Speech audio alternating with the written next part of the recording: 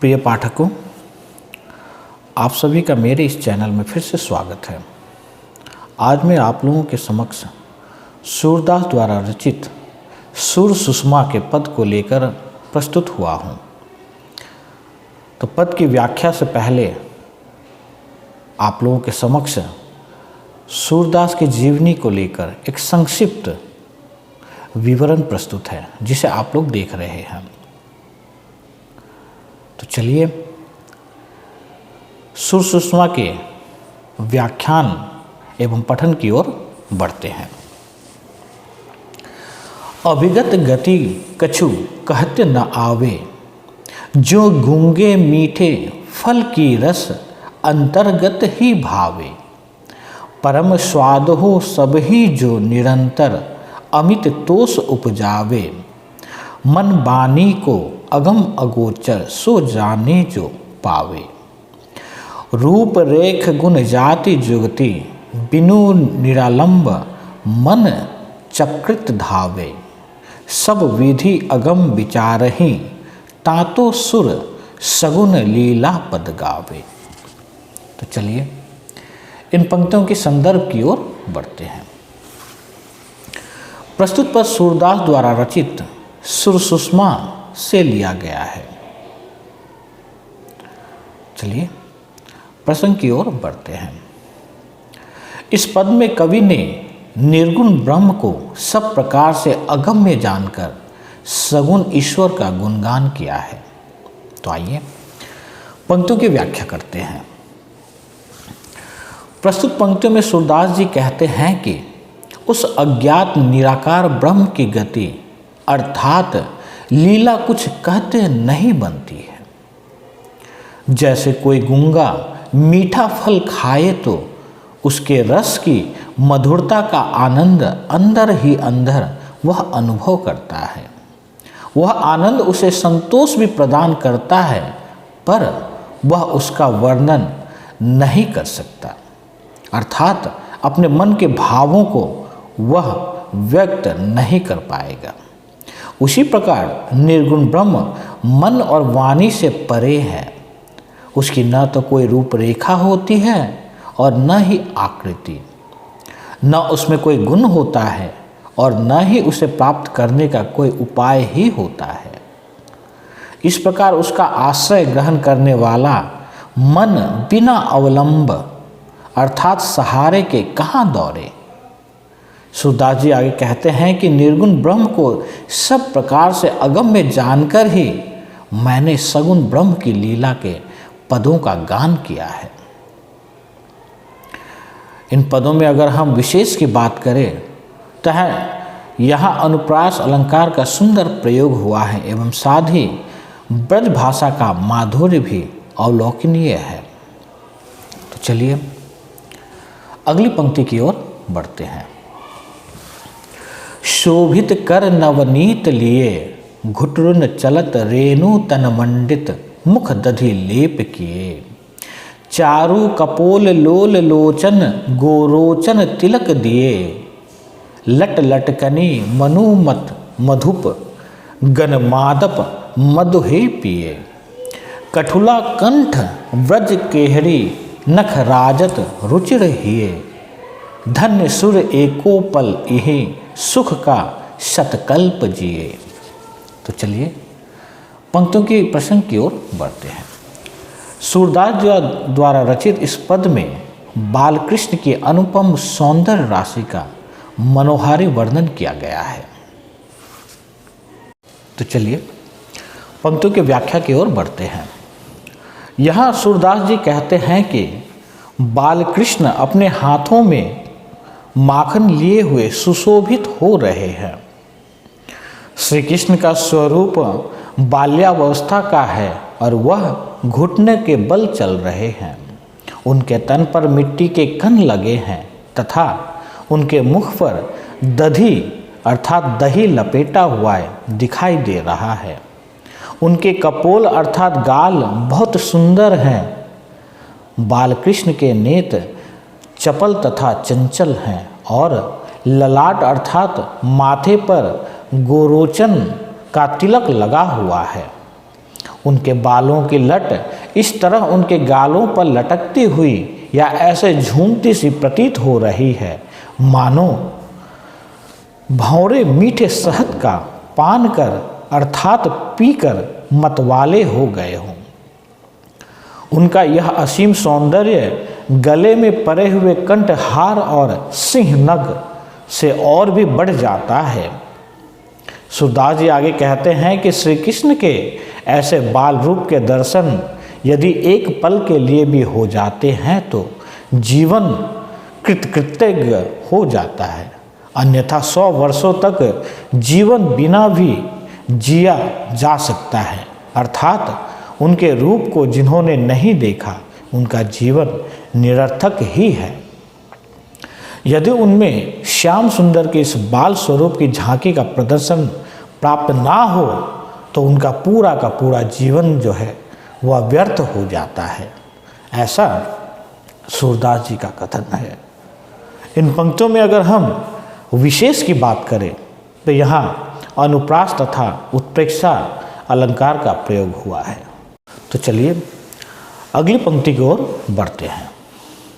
संदेशो देवकी सु कहियो, हो तो धाय तिहारे सुत की, मया करती नीत रहियो, यद्यपि टेप जानती तुम उनकी तो मोहि कहीं आवे, प्रातः ही उठ तुम्हारे कानही माखन रोटी भावे, तेल उबटनो अरु तातो जल देखत ही भज जाते, जो जो मांगत सो सो देती, क्रम कम करिके नहाते, सुर पथिक सुनी मोही रैनी दीन बढ़ियो रहत उर सोच, मेरो अलक लड़े तो मोहन हुए है करत संकोच।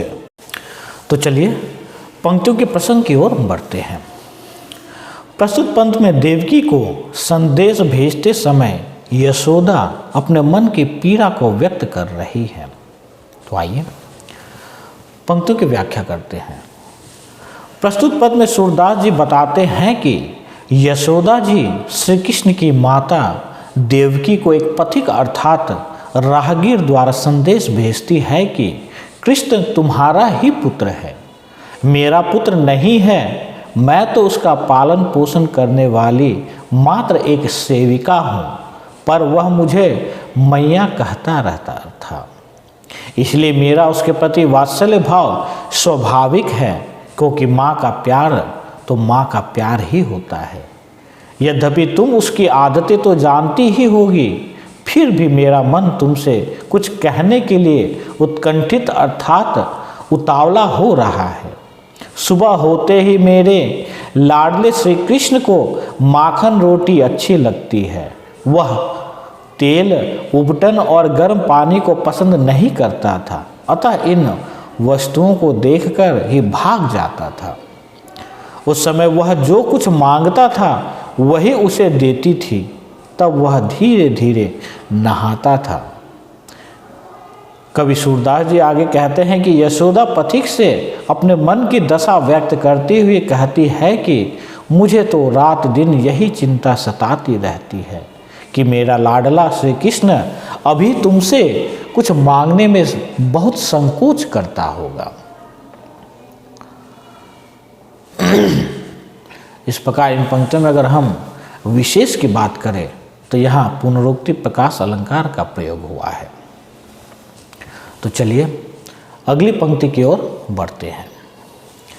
बिन गोपाल बैरिन भय कुन्ने, तब ये लता लगती अति शीतल, अब भय विषम ज्वाल की पूंजे, वृथा बहती जमुना खग बोलत, वृथा कमल फूले अलिगूंजे, पवने पानी घनसार संजीवनी, दधिसूत किरण भानु भय भूजे, ए उधव कहियो माधव सो विरह, कदन करी मारत रूजे, सूरदास प्रभु को मग जोवत, अखियाँ भय बरन ज्यों गूंजे।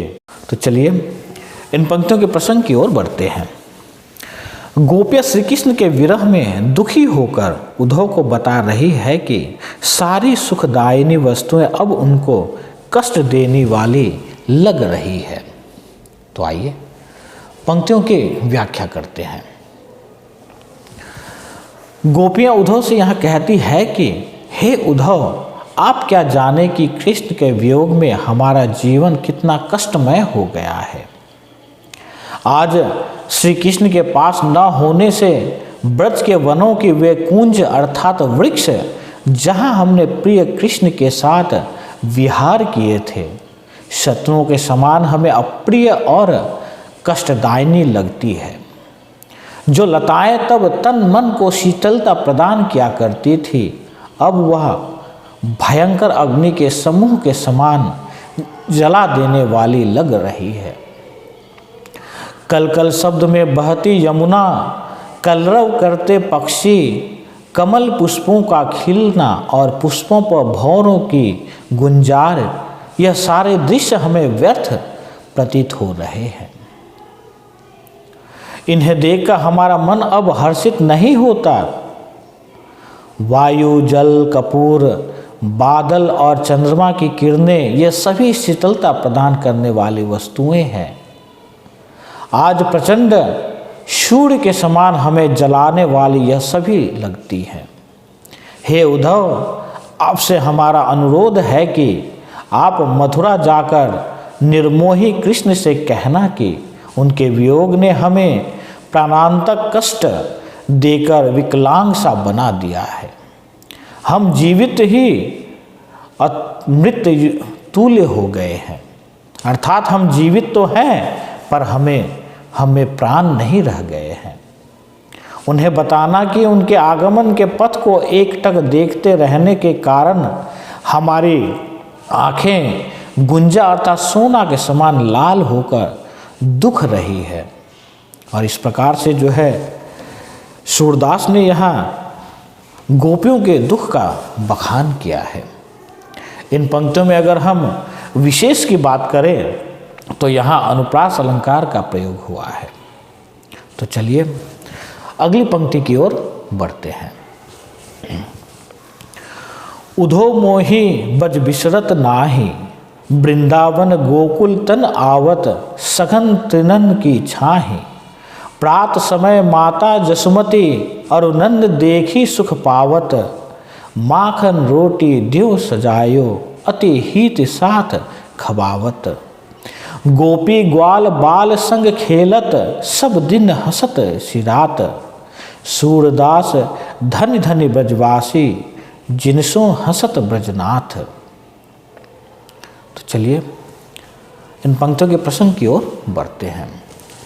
जब ब्रज से लौटकर उद्धव ने कृष्ण को वहाँ का हाल सुनाया तो सुनकर कृष्ण भी जीव भाव से विभोर हो गए। प्रस्तुत पंथ में इसी पर वे उद्धव से अपनी मनोदशा व्यक्त करते हैं। तो चलिए पंक्तियों की व्याख्या करते हैं। प्रस्तुत पद में सूरदास जी कह रहे हैं कि कृष्ण ने उद्धव से ब्रजवासियों की दीन दशा सुनी और उन्हीं के ध्यान में खो गए। वे उद्धव से कहते हैं कि मैं ब्रज को भूल नहीं पाता हूँ। वृंदावन और गोकुल के वन उपवन सभी मुझे याद आते रहते हैं। वहाँ के घने कुंजों की छाया को भी मैं भूल नहीं पाता। हे उद्धव, नंद बाबा और यशोदा मैया को देखकर मुझे जो सुख मिलता था वह मुझे रह रह कर याद आता है। वे मुझे माखन रोटी और भली प्रकार जमाया हुआ दही कितने प्रेम से खिलाते थे। अर्थात माता यशोदा मुझसे बहुत प्यार करती थी। ब्रज की गोपियाँ और ग्वाल बालों के साथ खेलते हुए मेरे सभी दिन हंसते हुए बीता करते थे। ये सभी बातें मुझे बहुत याद आती है। अर्थात बचपन में ब्रज में बीते पलों को भूल नहीं पा रहा हूँ। सूरदास जी ब्रजवासियों को धन्य मानते हैं और उनके भाग्य की सराहना करते हैं कि क्योंकि श्री कृष्ण को उनके हित की चिंता है और श्री कृष्ण इन ब्रजवासियों को प्रति क्षण ध्यान करते हैं।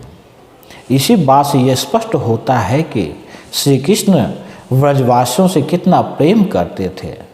सूरदास जी ने प्रस्तुत पद में यही बताने की कोशिश की है।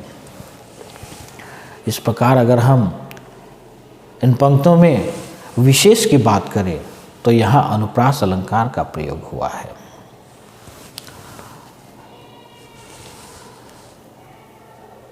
अंत में मैं यही आशा करता हूँ कि मेरा यह व्याख्यान आप लोगों के लिए सार्थक सिद्ध हो। साथ ही इसी आशा के साथ आज के लिए इतना ही। धन्यवाद।